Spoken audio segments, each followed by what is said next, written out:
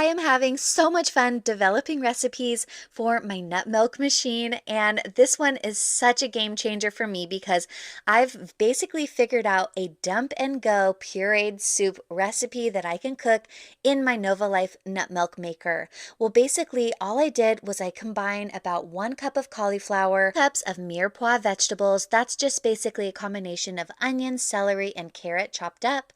Then I did organic vegetable broth. Now you can add as much vegetable broth as you prefer.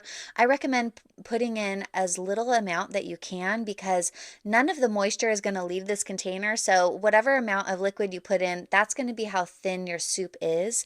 So I think I probably will do a little bit less liquid next time.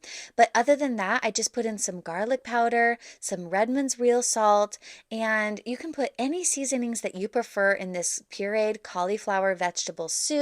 But I also added a little bit of extra virgin olive oil to give it a little bit of fat, but that's totally optional. This is a great weight loss soup or anyone wanting to detox or just get vegetables into your diet.